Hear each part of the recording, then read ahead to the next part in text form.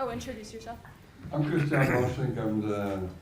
I'm here as the CEO of the United Nations Association of Greater Philadelphia, and I was willing to come here and speak, mostly because I'm an immigrant twice, once to Suriname and once to America. And I have been working with the United Nations Association with different groups in Philadelphia around migration issues and how to get migrants involved and settled in our city. We're just introducing, or you want comments? Oh, you could just introduce for now, and then I'll ask Okay. questions. My name is Bruce Knotts, and I am the director of the Unitarian Universalist United Nations Office. I was a U.S. diplomat for 25 years, and for 3 of those years, I was the regional refugee coordinator for West Africa, and I retained, and that was from 2000 to 2003, and I retained a real interest in refugees and asylum seekers and migration issues, and work on those issues at the United Nations. Yeah, I'm Jordy Hannum, director of the Better World Campaign, which is the advocacy arm of the UN Foundation, and also sister organization to United Nations Association. Together, we represent the largest network of advocates and supporters for the UN in the world. Our organizations do a lot talking about the importance of the UN's work overseas, and particularly the importance of U.S. engagement. The U.S. is the largest financial contributor to the UN, and we make the case that is critical to UN operations. And so I spent a lot of time speaking with members of Congress and their staff about the value of the UN. And of course, we talk a lot about the issues that are front and center, and refugee issues, migration issues, immigration is certainly front and center with Congress. Right now, I'll actually be traveling to Uganda in a week's time to see some of UNHCR's work, which is the UN Refugee Agency, and then the United Nations Association and UNHCR also partnered together with the Adopt a Future campaign, which is, you may or may not be familiar, but the average time spent in a refugee camp right now is about 17 years. So think about that, that's kindergarten to college. So this is an entire set of individuals, many young people who are in these camps, and there's a real effort to educate them. And so the Adopt a Future campaign aims to directly link Americans with students, with these communities in the camps to provide them an education, because certainly by doing so, reduce the risk that they're harmed, that they're trafficked, or radicalized by extremist groups. So it's both in our moral interest and national security interest as well. Thank you. I'm Magan Keita. I'm a professor of history here at Villanova University and past chair of the Institute for Global Interdisciplinary Studies. I'm just going to stand down here since he's here. So can you guys tell me what are the most common misinterpretations or misrepresentations that you see in your line of work? Kind of how this whole movement is racialized in America. Explain to us a little bit more about the rhetoric that Trump is using. Any of those places that you'd like to start at? So, well, that's a big question. And first of all, I think this is a really great film. And it really brings out an awful lot to talk about, probably much more than we're going to be able to talk about today. First of all, we have to acknowledge that the United States is a fundamentally racist country. This country was founded on slavery. Slavery was baked into our Constitution, and it's been a part of our body politic ever since. Even though slavery was officially abolished with the Emancipation Proclamation, we have kept forms of slavery in this country ever since, through mass incarceration, through degradation of communities. It just goes on and on and on. And it applies in our immigration system as well. If you go to our immigration detention centers, what kind of people do you think you're going to find in those centers? They're going to be black and brown people. We have lots of Irish and Swedish undocumented migrants in this country. You won't find them in our detention centers. You'll find black and brown people there. So our whole system is definitely racialized. And we've got to acknowledge that and deal with that. Trump is it's an old thing. I study a lot about Adolf Hitler because I think it's very illuminating. You know, he made the case in a highly industrialized country that they should exterminate all the Jews. The Jews were fundamentally different from normal human beings. That was the argument that Adolf Hitler was making. And this is exactly the kind of rhetoric we're hearing today, that Muslims are fundamentally different, or black people or brown people are fundamentally different from the rest of us, and therefore they should be isolated or expelled or treated in totally different ways. And we're all too ready to believe that. It doesn't really matter who wins this election, because whoever wins the election, about half of America, either a little more than half or a little less than half, are going to vote for an ideology that is really exclusionary. It's going to be anti-Islamic, it's going to be very pro-white, very anti-people of color. It's a very dangerous ideology, and already we know about half the people in the country believe that kind of stuff. And I'm almost at a loss. I mean, I remember when I was the age that some of you are, I went to Pepperdine University, and I was on the debating team, and we were at USC, and we were doing well, we were winning.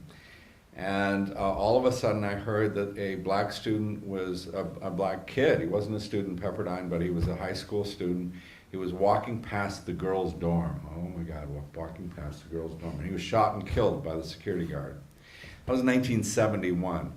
I stopped the debate midstream. We left USC. We went back and decided what we were going to do. And we chained the doors of the university shut. We took chains and padlocks and we chained the doors of the university shut. And then we faced the LAPD riot squad, so we unchained the doors and we got out of there. And then later I talked to the chancellor of the university, but that was 1971. And I really thought that now, I am 67 years old, we would have solved this problem by now. It really hurts my heart that black people are still being killed for no reason in this country. Innocent immigrants, innocent African Americans, innocent Africans are killed for no reason whatsoever. And I'm 67 years old, and I was fighting this stuff when I was, 18. And the fact that we're still fighting this stuff, and that we have a candidate for president that's basically telling us to believe that we should exclude people because of their religion or the color of their skin or some other bogus reason like that is just appalling to me. We can solve these problems, but I'm an adjunct professor at NYU, and I've finally come to the conclusion that I've told my students, racism is not curable. We cannot cure racism. It's a chronic disease and it needs daily medication. We need to treat this thing all the time, because if we don't, it just creeps up on us. And so it needs constant treatment, and the basic treatment is basically to get with people that are different than yourself and talk to them and get to know them. We saw a little bit of this in this film. You kind of got to know these guys. They're good guys. They do talk differently than us. Their body language is different than ours. They're different. Certainly the color of their skin is different than white people. But they're good guys. And if you hang around long enough with them, if you take the time to hang around long enough with them, these are good guys. And they don't deserve to be treated the way they're treated. So that's the medicine, is to hang out with people that are different than you, get to know them, and build relationships and help them. As my friend Collins Ayambua used to say, it's you do that by learning to be uncomfortable and live with that while being with that whole idea of uncomfortability. I came in this country 30 years ago and have observed this racism constantly. My wife is African American, so race is a constant discussion in our household. My daughter is married to a white guy who lost half of his family when he didn't show up at the wedding. The whole notion of learning to live together is indeed what you call integration. This society is pretty much a problem with racism. In other countries it's about religion. In other countries it's about languages. I happened to migrate first to Suriname in 1976. In Suriname there are no majorities. There are 5 or 6 major religions and the holidays thereof that everybody has to agree to. We have very little integration by marriage, where everybody has to learn to respect each other because nobody is boss. We have multi-party systems. And it's that kind of living in Suriname where I learned what United Nations could actually mean if we did it on a global scale. So in the American context, the religion is now coming back up, called Muslim. Before the Second World War, we sent Jews back on their ships. And before that, we had, not too long ago, we had a Catholic president. Could it be listen to the Pope instead of to the people? Etc., etc. And you know in Villanova what that was all about. So the whole notion about the need to see the other and learning to live with the other is an ongoing process. It's a very weird thing that America is the largest intaker of migrants. It's also the largest intaker of migrants with diploma, with brains. They have a selection system in the other country. The refugees are only a small part of the big migration. I'm supporting at the moment a dreamer who goes to La Salle University, because we have these undocumented people and our bureaucracies are not making do with it. And it's politicians who drive that thing, and politicians are attuned to what's coming from the population. And indeed, there are these mass media and there are these clowns like Trump who create that kind of dynamic for whatever reason. Tribalism? White feeling good? I don't know. But the point is that this is old stuff. It has happened before. It will not go away tomorrow. And you guys will have to work on it as well. And by the time you're 67 and 69, you will have to sit in front of these audiences and explain the next situation of this type. Hopefully with less stress. Hopefully with less death. Hopefully with better ideas about how to go forward. That's it for now.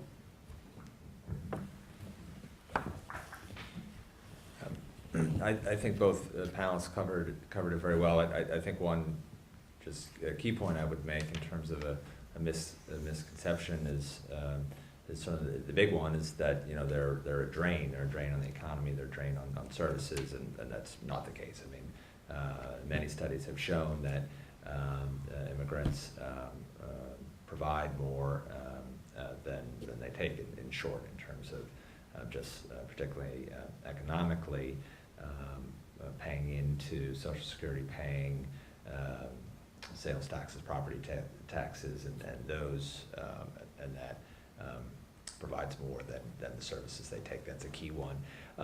Also, just in terms of crime, there's certainly a misconception that they lead to greater crime. That is absolutely not the case across all ethnic groups.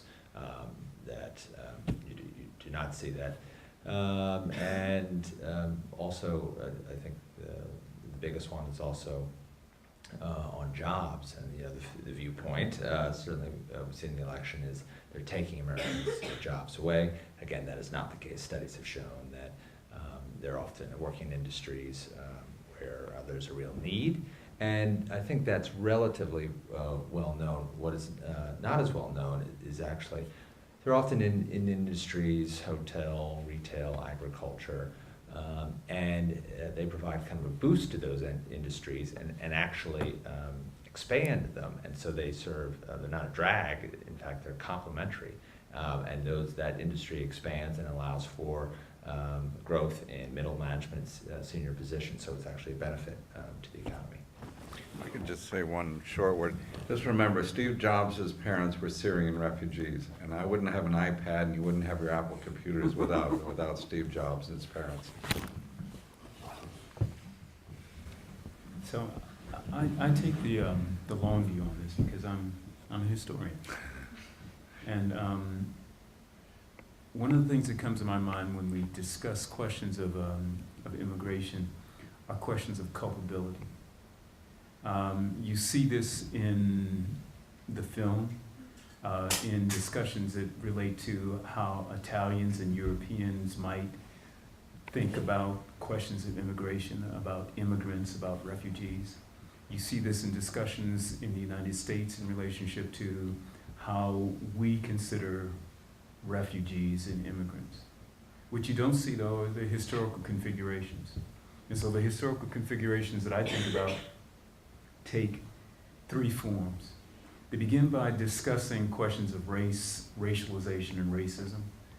They continue by thinking about questions of empire in the modern age, just think 1492, and then move from there.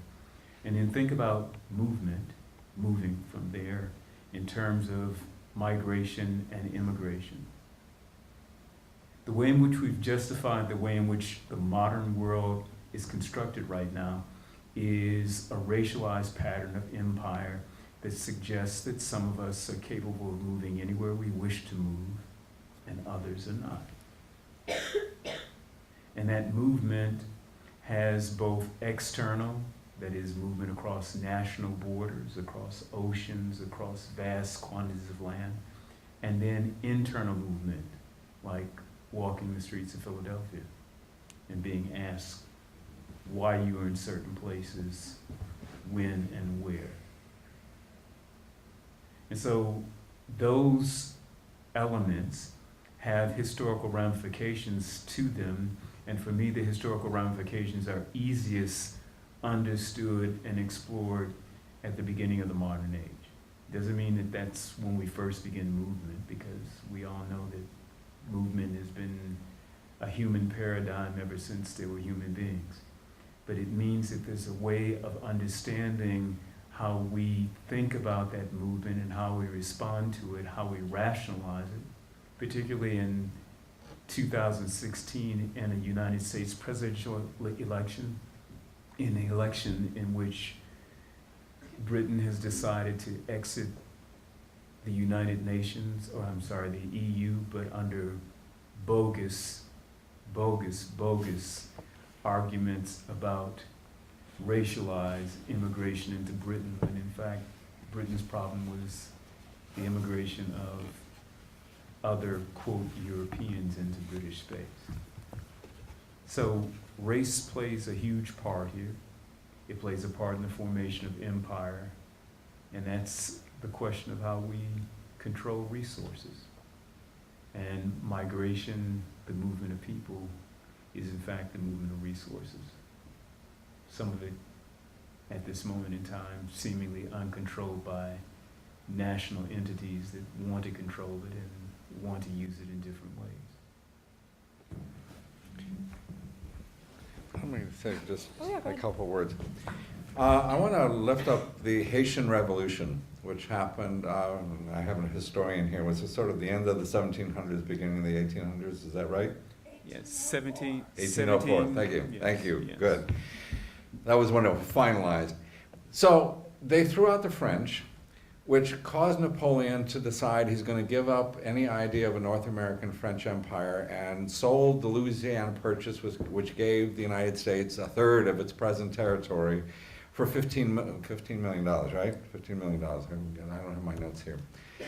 And then the French proceeded to charge the Haitian government for their independence. They charged them 120 million francs, and they were paying that off until 1947. And that became, and the United States would not trade with Haiti, the French wouldn't trade with Haiti, the British wouldn't trade with Haiti, nobody would trade with Haiti. They fought for their independence just like we did. Everybody traded with us, with the United States. Why didn't they trade with Haiti? Because Haiti was black. That's the only difference between the Haitian Revolution and our revolution. They were black, we were white, and they isolated Haiti. And that became the paradigm for every other colonial state. And all the African states, all of them, inherited the debt of the colonial masters. So imagine the British and the French and the Portuguese and everybody that colonized Africa, when they left behind their debts, which the African countries were saddled with. And the same paradigm that was used with Haiti has been used with Africa to keep them impoverished. And that's why you have Africans crossing the Mediterranean. And you know, the stuff about Gaddafi was hard to hear. Because, you know, I was in that region, and I know, you know, there was a whole bunch of stuff about Gaddafi that I didn't like. But certainly life in Libya was a whole lot better then, when he was in power, than it is now. And he actually did fuel a lot of military exercises, but also development throughout Africa. You know, there's a great deal of culpability of the West. And the last thing I want to lift up is that the United States needs to, first of all, apologize. And I was at an event at the United Nations on the Decade of People of African Descent, which is we're in that decade now, and we should be really thinking about that and working on it. And so a Danish guy raised his hand. We had a professor from Columbia talking, and he said, would it be okay if Denmark apologized for slavery and for all of that? And the professor said, okay, that's a beginning, that's a start, but really there needs to be reparations. And every Caribbean country has a commission on reparations. And the British and the French and the Americans and the Germans and the Italians won't even discuss it, won't even talk about an apology, much less repairing the damage they did. And what is slavery? It's kidnapping and torture. Now, if somebody got kidnapped out of this auditorium and got taken off someplace and tortured for the rest of their lives and the rest of their children's lives and grandchildren's lives, we would call that a crime. That's a criminal act. And the way to deal with a criminal act is some kind of reparative justice. We need to talk about reparations, not only nationally for what we've done to people of color in this country, but internationally for what we've done to people of color around the world. Thank you. Something that in Canada is actually now done not with the migrants, but with the people who actually live there. Yes. So there are other issues that go with that same kind of dynamic. Sounds a lot like Puerto Rico, but that's our own agenda. I can say anything about that. But so I was just at the Social Good Summit for the UN a couple weeks ago, and we talked about immigration. Like there was like 4 or 5 speakers that came up and talked about it. And what I was hearing from the audience, what really bothered me was that everyone kept getting up, and the audience kept saying, "Well, they're so good because they all have diplomas." And I know some of you mentioned like education, and they come with diplomas, but I thought that was a little unfair, like that we take them in just because they're smart. Like what happens if you don't have a diploma or you're a working person, and are you not valuable because you don't have a diploma? Can you guys talk a little bit more about your work and like kind of what you do, how you help those people, and how we can change that narrative? Because I mean, I was a little offended when we were talking about that. I thought that was wrong. Dr. Gay, you want to? So one of the things that we hardly ever entertain is the class-based dynamics of who migrates and who stays. And usually migrants, immigrants, refugees are in fact at the top tier of their society. For instance, let's take Syrian migrants, refugees. By and large, largely professional people, largely well-educated, largely people of means, meaning that they can afford the arduous parts, the financial parts of the journey from Syria to any other place, all right? However, if you wanted to measure personally, intimately, the refugee situation, then you might get into a cab in Philadelphia or New York or Boston. And you might start up a conversation with the cabbie who more than likely comes from someplace other than the United States. And the conversation might go like this. Well, why are you driving a cab? Because it's the only work I can get. Well, why is it the only work I can get? Because they won't accept my medical degree, or they won't accept my degree in engineering, or they won't allow me to practice as a nurse, or I can't join the faculty at Villanova University. So we need to understand that the problem in migration is a problem that is class-oriented in terms of the fact that it skims off the top, the very best of a population, in many instances because in the places that they come from, these are also deemed to be the most dangerous people. Education makes one dangerous, particularly if one is, as I like to think, properly educated. You're forced to ask questions. You're forced to challenge a system and its injustices. And then you are also forced to leave. The thing that Mr. Trump, when he talks about building a wall, doesn't recognize about immigrants from spaces like Mexico is that lots of these people who come and work very hard in jobs that no American would dare take have it made up in their minds that they would never want to be a gringo. They want to go back home. They want a good life in the space from which they came. And so it becomes important to look at the class dynamics, to look at the ways in which these patterns flow, and then to look at the fact that when we talk about this question of empire and race, about the whole colonial motif, about slavery itself, that slavery is indeed kidnapping, it is indeed torture, but it's also the theft of labor and investment. An investment that in fact evolves, multiplies in geometric proportion over all the years since slavery has ceased.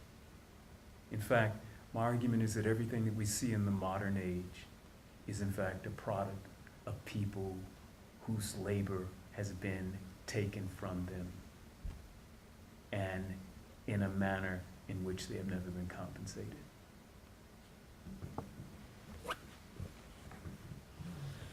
I think the only thing I'd say is, I mean, I agree. I mean, I think it was a tragedy a couple of years ago when you saw the flood of children coming from Central America, given what was happening there, and you I mean, where you had a murder rate and 500, 600, 700 people a year, and I mean, parents were seeing their kids literally shot in the street over nothing. And they were coming to the U.S. because they had no other choice. I mean, they were fleeing for their lives, and yet there was still a real reluctance. And I agree. It's terribly frustrating, and I would say it's one thing for our organization.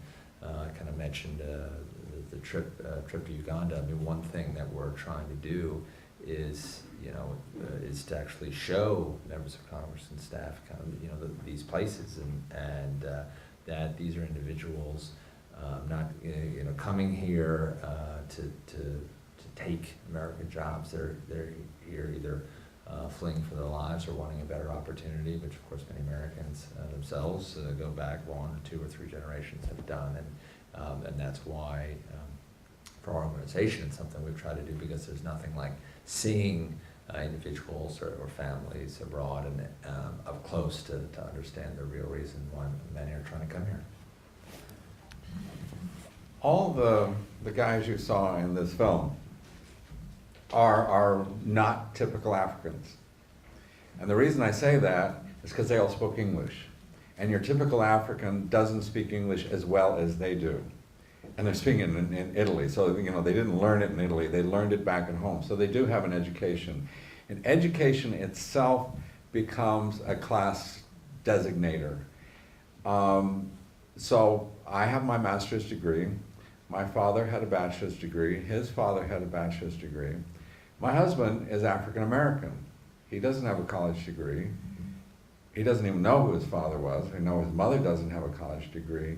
I don't think there's anybody, I know his grandfather didn't have a college degree. These things are hereditary and they're class-based.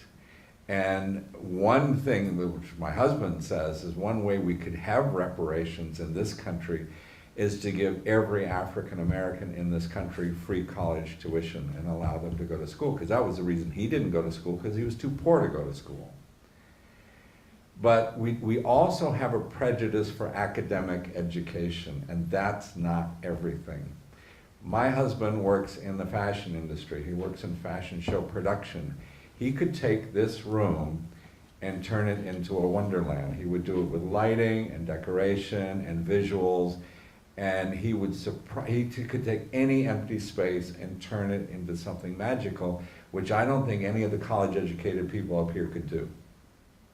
He has his own set of talent. Maybe there's one. Oh, okay, all right, okay, sorry about that. Just kidding. But we don't value, and when I did my graduate work, I read Emotional Intelligence, which was a groundbreaking book at the time, 1,000 years ago. One of the bits of intelligence that it refers to in the book is spatial intelligence, and that's what my husband has. He has spatial intelligence. You give him an empty space, and he knows what to do with it. There are different kinds of learning, and we just had a conference, a UN conference in Gwangju, Korea, and we talked about informal education. And you know, and in education, we talked about indigenous people. There's indigenous education that's passed down from generation to generation. There are all kinds of education. And we tend to value the education that gives you a piece of paper from an institution like this, and that means you're smart.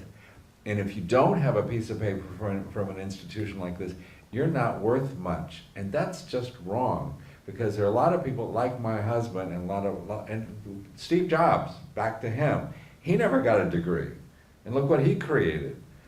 You know, so we've got to get out of this mindset that you're a certain kind of person if you got the piece of paper, and you're not really worth very much if you don't.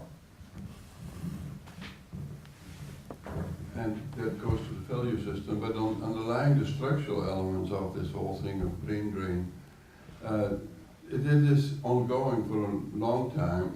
It is definitely connected to the empire that we have left behind, because you see it mostly from those who speak English or French, and they go to the countries where that indeed French or English is mostly spoken. Moreover, we have created a system, for example in this country, where medical schools have stagnated in the amount of students that they take in since the 1974, because they supplement with doctors from abroad. And we can do that and save money by getting these guys from abroad. And so we institutionalize a problem that has a global scale. We have now the population has increased almost 100 million more, but we have no more doctors being produced. We do a little bit more better in nursing, but not much. And in that context of finding out how that works, we find also that people who come here, they come because they were well educated. They could pay for the lawyer. They could wait for the immigrant officer at the embassy to give the stamp. And then they come here and they can't find proper work in their line of working, in their professionalization. And then indeed they fall back. And they're willing to do that in the hope that their children will go better. And that's the kind of exploitation that goes on and on. We have, on top of that, we have the multinationals now that are going from place to place. And they bring in management potential that comes from other countries to go to headquarters here in New York or in Philadelphia. Alcoa company in Pittsburgh has people from all over the world. And that they bring that in, they can do that. It's kind of sad for a small country like Suriname that we have more people with a PhD degree, Surinamese, living outside Suriname than in Suriname. And the same goes for Ghana, Nigeria, etc. It is the brain drain is such that we indeed handicap the possibilities for national development in those countries themselves. So my next question is twofold. First, a lot of I guess most of you said that we have to like get in touch with people, we have to talk to the other, but not to be offensive, but that's like a little bit like basic, I guess. I mean, even in Brooklyn alone, like I know so many people who don't leave their section of the borough, and Brooklyn's extremely sectionalized by race and by nationality. How do you get people to even do that when they're not willing to do that? When I might not be willing to go talk to, say, a Chinese person. Not that I wouldn't, I totally would, but like hypothetically, like how do you can't just say to people, go talk to the other and not expect them to resist that. So my first question would be, how do you do that? And my second question, twofold on that, you're saying that the people that leave their country, like it's the same in Puerto Rico, there are more doctors outside of Puerto Rico than there are inside of Puerto Rico.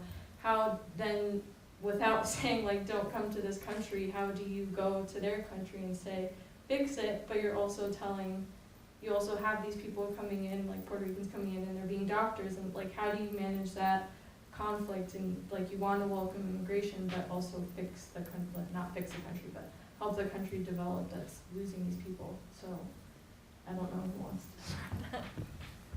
I'd like to bring up a few points on that. Regarding the socialization and integration, people like to be in their units, in their own tribe, in their own language component, and that is okay. The idea is how do you integrate a city like Philadelphia, which is neighborhoods, and it's hard work.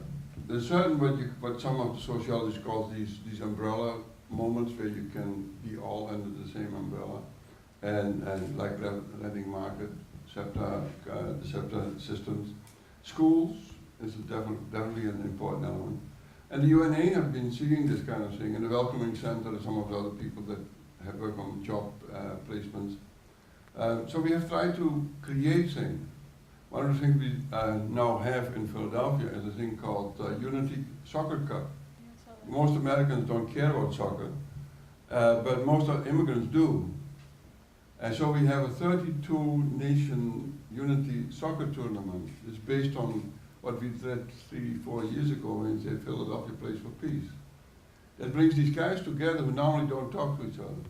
The African community, they play among themselves, the Ukrainians play among themselves. Now they are playing in a cup. It's one of those small things where you start making connection. And you cannot go but keep massaging that. You cannot break it, you cannot force it upon people. You can do things like fashion shows, you can do things around cooking, although there are so many really good restaurants already here that you don't need to do show and tell anymore. You can do things like what the interdependent school is doing, forcing bilingual education from K start and going that forward. And by all means, whenever people have conflicts, like we had some African American students fighting with African students in West Philly, sit at a table and use that opportunity of a fight to start a conversation. And that means that you have to be alert, that you have to be on top of things on a more or less constant basis. Regarding working abroad again, I have the feeling that some of these things are happening on the level of goodwill activities. I myself work with Engineers Without Borders. We bring people go abroad. We have a lot of people working in the medical world who take a couple of years working abroad. We have systems where we try to bring back some expertise overseas.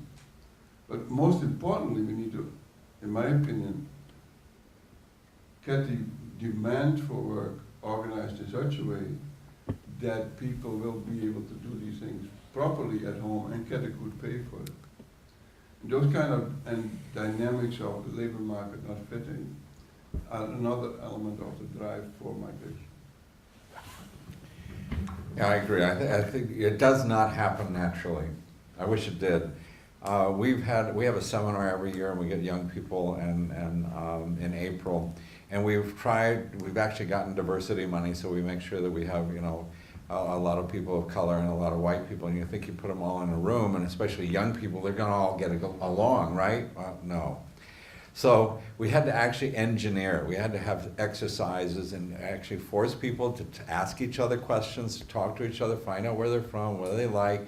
We had to engineer it in a way, and it worked. And within like 3 days, they were hugging each other and everything was working out fine. But it took some intervention, it took some purposeful exercises to get people to get out of their comfort zone and to talk to people that were different than they were.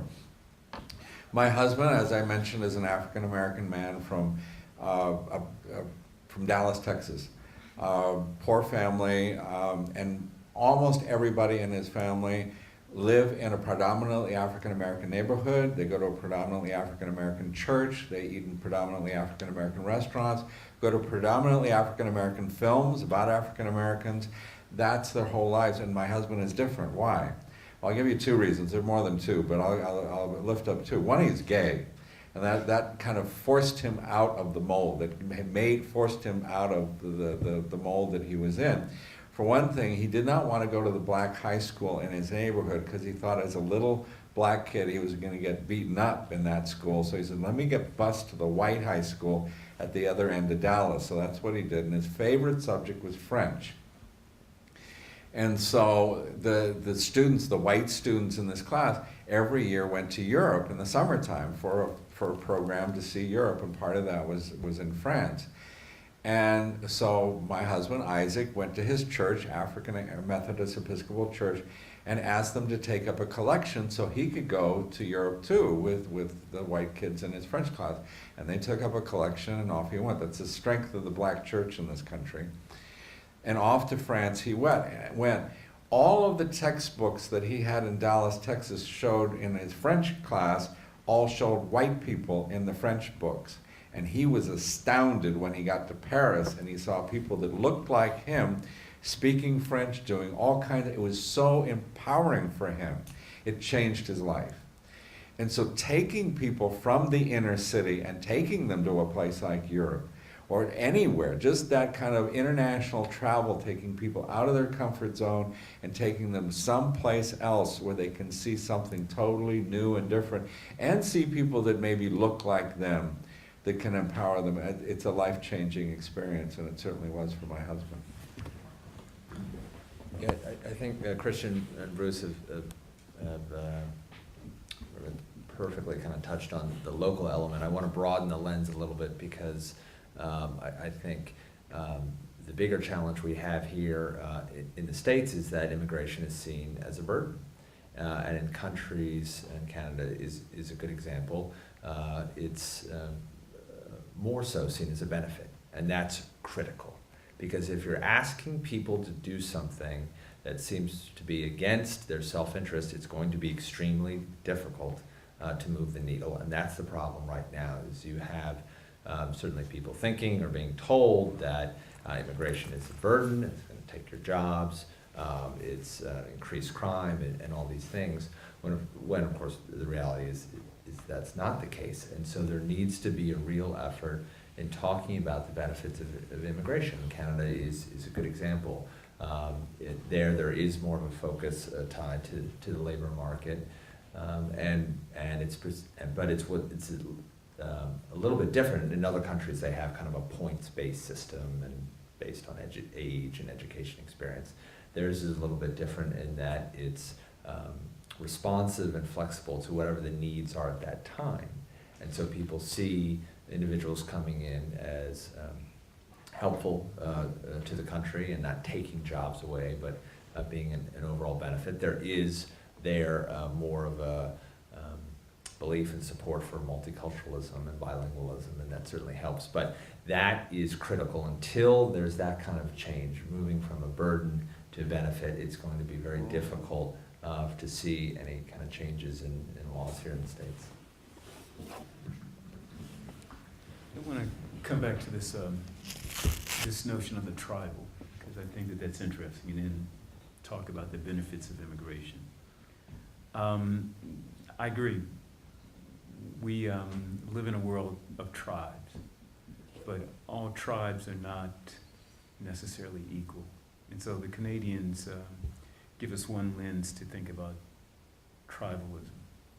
The first thing we need to know about Canada is that Canada is not the United States of America. And so if you walk down the street in Toronto, any Torontan is only too happy to tell you that this is the most cosmopolitan city in North America. And if you look at it, there are all kinds of people walking around, and they are in all kinds of intimate relationships, personal relationships, that would befuddle Americans who, or United States Americans who don't understand that. But if we brought it closer to home, we could look at certain American populations that defy the notions of what most United States citizens see as tribal. So we'll take your favorite space, Puerto Rico, and walk into most Puerto Rican households, Borican households, and what does the physical dynamic look like from one range of people to the next? Well, from deep dark blue to parchment white, but they're brothers and sisters, husbands and wives, cousins, all the way. The Dominican population does the same thing. What befuddles many people is that African American populations do the same. My blonde, hazel-eyed cousins who made me the center of popularity in high school, well, they're different from what I look like, all right? My cousin who happens to be Japanese, well, you know, the thing that separates her from any Japanese American is that she talks and walks like a black woman. Those are things that become essential in terms of thinking about the tribe, the differences between tribes, the notion that they are not all created equal, but then the ways in which we might come to your first question, how in effect do we bridge the gap or the gaps between the differences that we perceive ourselves to have? Well, sometimes we bridge them by simply looking at our families and asking how that works. We had a lecture here many, many years ago at Villanova, maybe 10, 15 years ago. Noted scholar from Philadelphia came in talking about something within the African American community. People will linger just like you all in this room. And he just simply asked off the top of his head, how many people in here have Native American ancestry? And the room was split maybe 50-50 black and white. Of the 50-50 black and white, 50% of them raised their hands across the aisles, black and white, and said, oh, we have Native American ancestry. Well, what does that say about the tribe? It talks about a blending that we don't even explore, that we're not inquisitive about, that we have become so inured to that it's not important to us anymore. But it suggests what the future might look like if we seriously entertained the past. Now, let me go back to this question of the benefits of immigration, because they are real. So I spend some of my time in Europe at Salzburg with the Salzburg Global Institute and with another group that's called the Global Citizenship Alliance. And one of the things that's been pointed out in this most recent wave of immigration is the thing that most xenophobes in Europe refuse to speak to. In effect, the people who are really smart about this situation in Europe are looking at one thing. They're looking at the fact that Europe has either a stagnant or declining birth rate. And that the social experiment that many of us admire in Europe from the Scandinavian countries all the way down to Greece is not going to be able to continue unless there is a fresh infusion of working bodies at all levels, not just simply doctors and lawyers, but people who pick up trash and sweep streets and do all the mundane things that make life happen. And so the smart people are saying, this is a good thing, and we need to figure out very quickly how we integrate these populations and make them understand that they are European. And by the way, as a historian, they have always been European, because the fallacy that we function on from is that Europe and European means white, when it has never meant that, if you simply look at the historical demography. So we have a lot to learn from history. We have a lot to learn from just simply being critical thinkers and analyzing the internal dynamics of who and what we are in North America and then at the world at large. And so there's much more going on that is a lesson for how we might get ourselves out of the kind of morass that we're in, given what our politicians keep telling us. I'm going to say one more thing, and then I actually have to leave because I have to catch a train. But as a historian here, maybe the professor will validate this for me, but there have been, I mean, the ancient empires, ancient Rome was a multi-ethnic empire.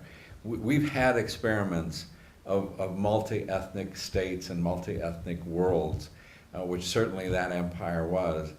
Wasn't perfect by any means, but it worked a lot better, and it had pluralism of religion. Rome didn't start falling until it decided it was only going to have one religion. As long as it accepted any religion that kind of came along, as long as you, of course, have worshipped the emperor, but that's a side note. But it worked rather well as a multi-ethnic, multi-religious group of people. And I think we could tinker with some of those ideas and work rather well too. I do have to go catch a train, so I'll apologize for that. Thank you. Thank you. Good travels. Thank you. There's one other element that I think may be important in the way this thing may develop, and that is on the level of how we integrate in politics. And the fact that there's now a Khan who is the mayor of London. We have a similar mayor in Rotterdam. We have a Muslima who is running the parliament in Holland. Those are kind of examples by which people start waking up and realizing, wait a minute, we need to put one and one together. And that makes the notion of understanding each other and the need to understand each other easier. So when I'm talking about tribalism, it's about the feeling of tribe being in together. I do that a lot around what I call soccer, the idea to feel, to belong. But the other part of it is that next to celebrating that, you need to be able to reach out and embrace the other. And you do that by doing soccer, by doing politics, by being together in the city, by enjoying what's going on and explaining that to each other. That's what I want to add. Does anybody have any questions before you could just say that one if you want. I just wanted to say the idea of reparations, perhaps not to people in this room, but in general, it's a very edgy, shocking concept in this country. In 2001, unfortunately, as far as global attention goes, right before September 11th, there was a United Nations conference for the abolition of racism that was held in South Africa. And the global declaration, which the United States refused to agree to, but the global declaration that most of the rest of the world agreed to for the abolition of racism included recognition of reparations as an international obligation. And there is, in fact, every Congress, Congressman Conyers from Michigan, who is probably finishing his last term, but every Congress that he's been in There has been a bill in the U.S. Congress, H.R. 40, named in honor of the 40 acres and the mule, which would call for the United States to begin to create a process for reparations. So it's one of those ideas that seems so far out, but in fact, it is something that if we had the political will, we would be working on. In that regard, it is kind of interesting to take note of some of the countries that are taking steps in that direction.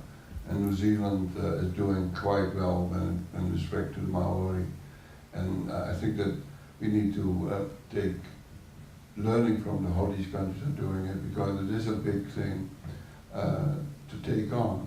And the Maori relationship is in New Zealand is really improving quite well. Everybody is supposed to learn Maori in school now, at least to the level that they have conversations with each other. So those are the kind of possibilities to start to reach out. I like what is happening in Canada, but we are not in Canada, indeed, we are not. But there are many other situations where we need to go into that direction. And then of course the question is how much and when and how. It's a big issue. And there are some states, some countries that we can look forward to lead on.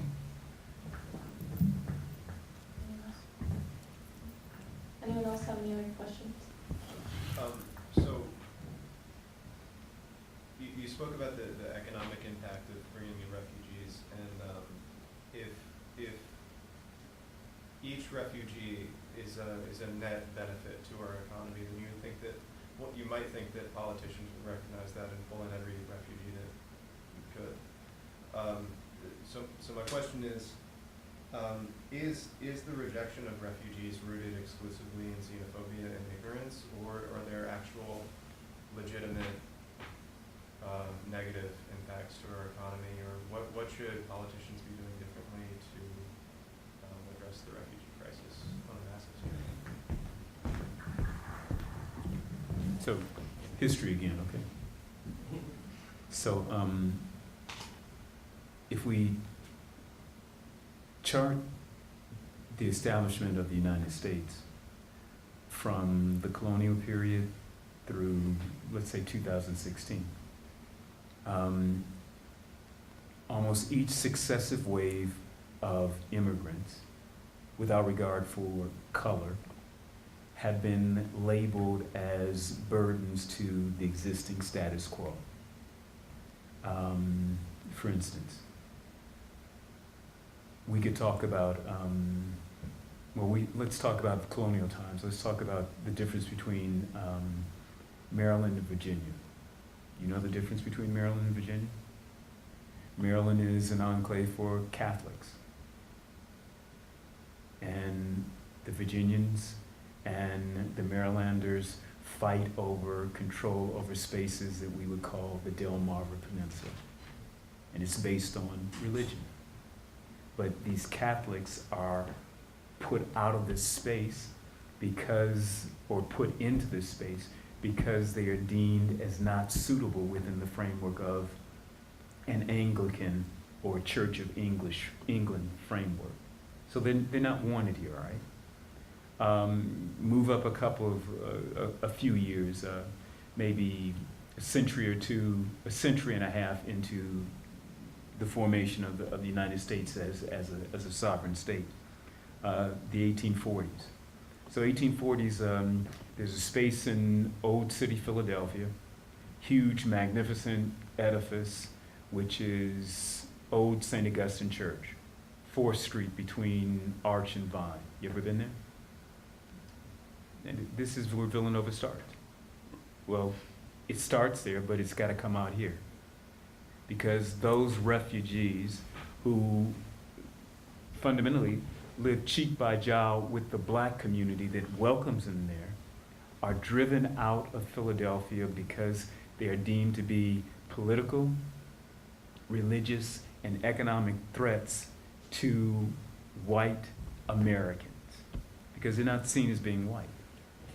So over and over again, we have these arguments about people who come to this country who are a detriment to the country, but then prove themselves to be, well, where are we now?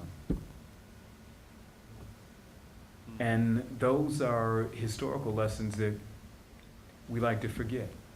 Mr. Trump forgets that he is second generation immigrant. He forgets that.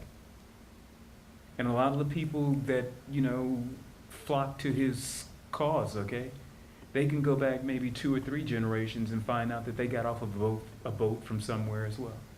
And if someone was saying to them, no, you shouldn't be here. This is for white people, meaning white, Protestant, usually Anglo-Saxon. But, so we have these arguments. The other argument you need to think about is that, well, think about the stuff you don't want to do, that you don't want to do, okay? And that the rest of your cohort at Villanova don't want to do, okay? And then walk down the streets, drive your car through the main line, and look at the people who do those things, okay? And the thing that always amazes me, I live in Philadelphia, and I like to walk through Center City, all right? The thing that always amazes me in terms of thinking about immigrants, in terms of thinking about the racialization of who and what we do, are the numbers of babies who are pushed around Center City, Philadelphia, in places like Rittenhouse Square by nannies who could not possibly, at least in the conventional sense, ever be thought to be their mothers. Dark women of every shade, hue, nationality, culture, and linguistic device. And then people ask questions about, well, how is it that we entrust our children to these people? But we do. And so we have some questions here about the ways in which they benefit us, yet we are blind to it. Okay, I think we're out of time, so let's give our panel a round of applause. Thank you guys for being here tonight. That was really, really good.